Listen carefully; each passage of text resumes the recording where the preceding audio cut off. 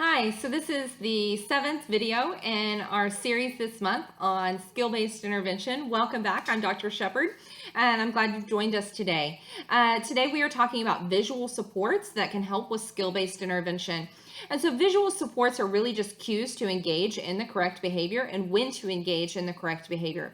They kind of fall in between a couple of different deficits, but really they just are a cue. They help the child know when and where and how to engage in the behavior that we want them to engage in.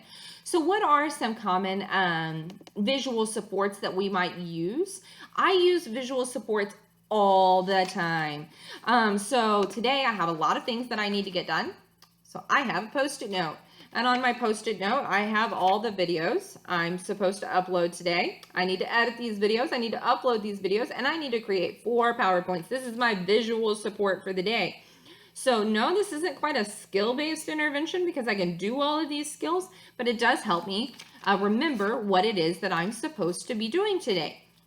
And so you may use things like task lists for a child to help increase. You may use choice boards. We've talked about communication deficits a while back and a couple of videos back, but communication deficits are part of our skill-based intervention.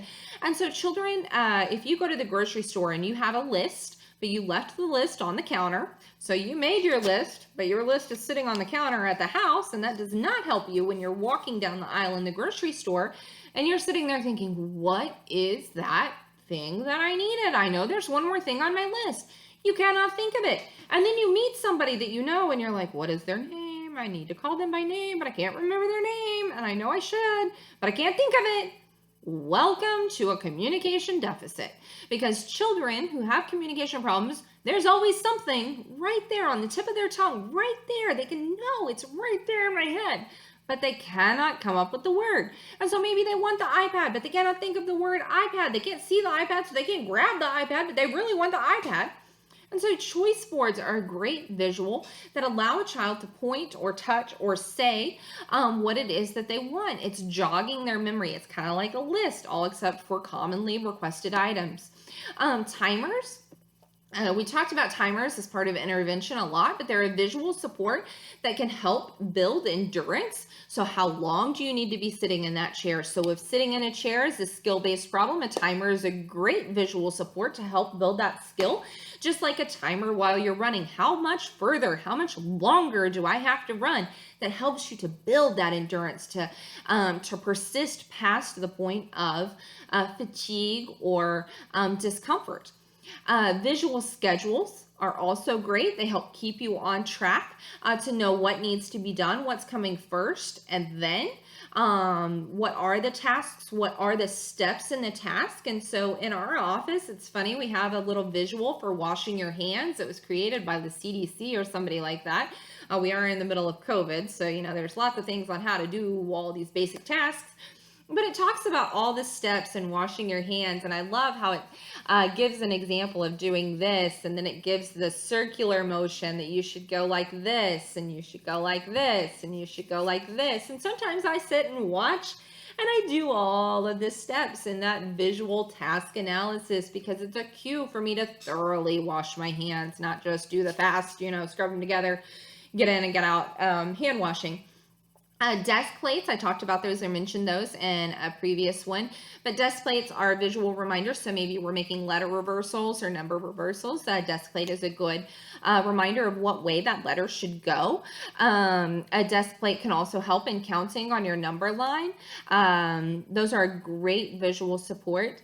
Other visual supports that you may have are just a thumbs up or a now is a good time, or little reminders, don't forget to do this time. Discriminative stimuli, if you want, you can watch another video in my previous history on discriminative stimuli, but these are red and green signs that say when it's appropriate or what the rules are right now for engaging in the behavior. So is it okay to talk loudly right now? Is it okay to talk softly right now? Or is right now a time to be completely quiet? So they're cues. All of the visual supports are cues for when to engage in the behavior, how to engage in the behavior, and what the correct behavior is.